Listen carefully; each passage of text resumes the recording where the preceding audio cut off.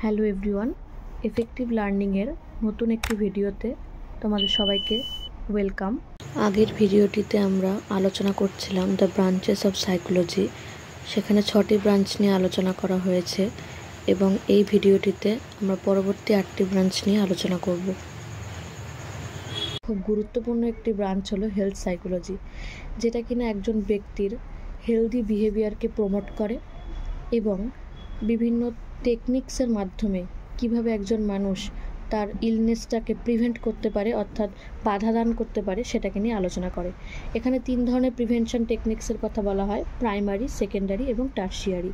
Primary কথার অর্থ হচ্ছে, প্রাইমারি প্রিভেনশন হলো সেই সমস্ত একটা ব্যবস্থাপনা বা সেই সমস্ত গঠন বা স্ট্রাকচার যেটা কিনা কোনো একটা ভয়াবহ কোনো রোগ এর হাত থেকে আগাম আমাদের সতর্কতামূলক কাজ করতে সাহায্য করে থাকে। যেমন ভ্যাকসিনেশান এর মাধ্যমে আমরা কোনো একটা ভয়াবহ রোগের হাত থেকে আগে থেকেই যাতে আমরা সেটার থেকে সুরক্ষা পেতে পারি সেটার দিকে নজর দেওয়া হয়। এবং বর্তমান দিনে এখন খুব গুরুত্বপূর্ণ একটা বিষয় হলো ডায়েট মেনটেনের মাধ্যমে মানুষ কী করতে চেষ্টা করছে। ডায়েট মেনটেন মানেই যে একটা মানুষ খুব একটা সমস্যার সম্মুখীন হওয়ার পরে সে ডায়েটে যোগদান করছে তেমনটা নয়।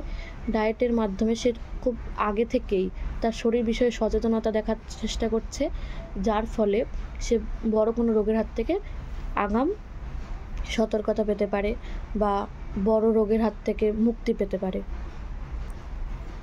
সেকেন্ডারি প্রিভেনশন টেকনিক, সেটি হলো যখন কোনো একটা রোগে আমরা আক্রান্ত হয়ে যাই, তারপরে সেই রোগটা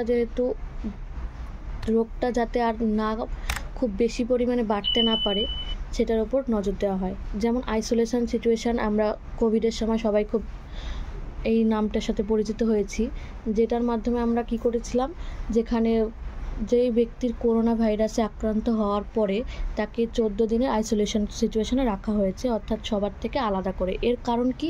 এর কারণ সেই রোগটা যেন আর সবার মধ্যে না ছড়িয়ে পড়তে পারে। তাহলে সেকেন্ডারি প্রিভেনশনের কথার অর্থ হলো এই, যে কোনো ভয়াবহ রোগটাকে আর যেন বিস্তৃত না হতে পারে সেই সম্বন্ধে একটা ব্যবস্থাপনা বা স্ট্রাকচার গ্রহণ করা। এবং শেষ টেকনিক হলো টার্সিয়ারি টেকনিক।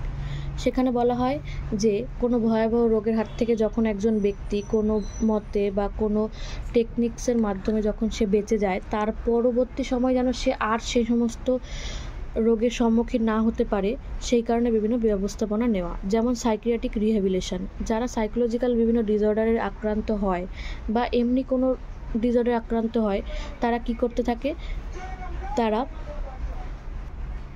সাইকোলজিক্যাল রিহ্যাবিলিটেশন হলো সেই সমস্ত জায়গা যেখানে সাইকোলজিক্যাল ডিসঅর্ডারে আক্রান্ত ব্যক্তিদের সেখানে রেখে যাতে তারা পুনরায় কোনো ভয়াবহ রোগের আকারে না পড়ে সেটার উপর নজর দেওয়া হয়।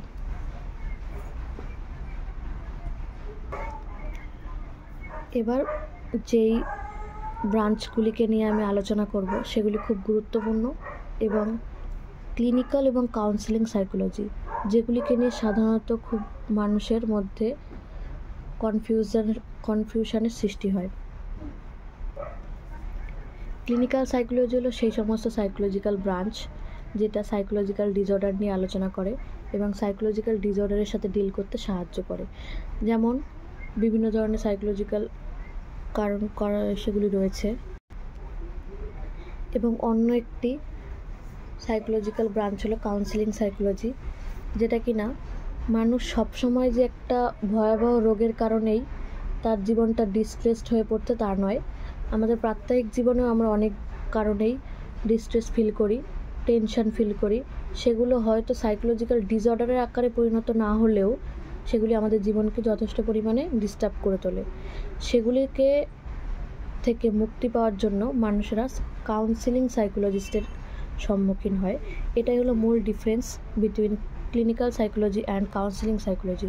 ক্লিনিক্যাল সাইকোলজিস্টরা মানুষকে সাইকোলজিক্যাল ডিসঅর্ডারের মধ্যে থাকা ডিস্ট্রেস থেকে মুক্তি দেয় এবং কাউন্সেলিং সাইকোলজিস্টরা মানুষদের ডেইলি টু ডে লাইফের যে সমস্ত সমস্যাগুলি থাকে সেগুলির থেকে বাঁচতে সাহায্য করে।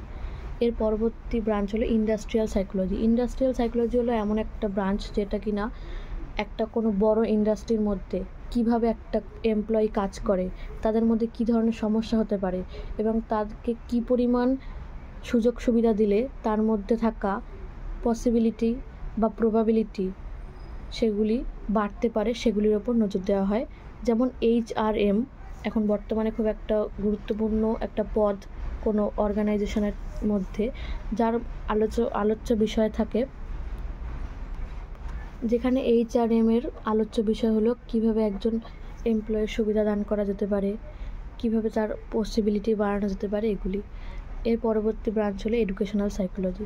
এডুকেশনাল সাইকোলজি মূলত বিভিন্ন শিশুদের এডুকেশন সম্বন্ধে বিষয় নিয়ে আলোচনা করে, যেগুলো খুব ফেমাস আজকালকার দিনে স্কুল এবং কলেজগুলিতে, যেখানে একজন টিচারের সাথে তার স্টুডেন্টদের কী ধরনের সম্পর্ক, তারা স্কুলের এনভায়রনমেন্টে বা সার্কামস্টেন্সে কীরকম ধরনের আচরণ করে থাকে এবং তার ওপর অন্যান্য বাচ্চাদের কী প্রভাব পড়তে পারে, বা সে কতটা ডিস্টার্বিং নাকি খুব পোলাইটভাবে সে তার বিহেভিয়ারটাকে প্রদর্শন করে স্কুলের এনভায়রনমেন্টে, সেটাকে নিয়ে আলোচনা করা হয়। এবং অন্য একটি ব্রাঞ্চ হলো স্পোর্টস সাইকোলজি।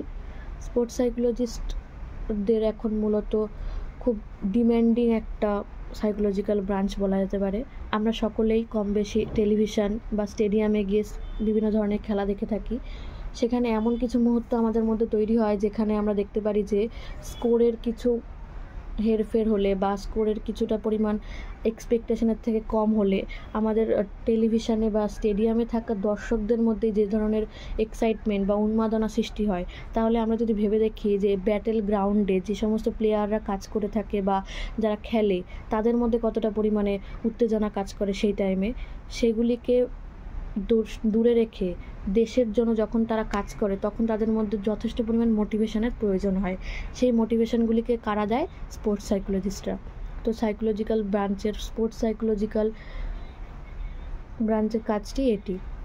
অ্যান্ড সর্বশেষ ব্রাঞ্চ হলো স্কুল সাইকোলজি, যেখানে স্কুলের মধ্যে বিভিন্ন ধরনের এনভায়রনমেন্ট, স্কুলের বিভিন্ন ফ্যাক্টর, টিচার, নন স্টাফ যারা আছে তাদের বিহেভিয়ার কীভাবে একটা শিশুর জীবনে প্রতিফলিত হয় এবং তারা কিভাবে তাদের সাহায্য নিয়ে স্টুডেন্টরা তাদের শিক্ষা অর্জন করতে পারে, সেগুলি নিয়ে আলোচনা করা হয়।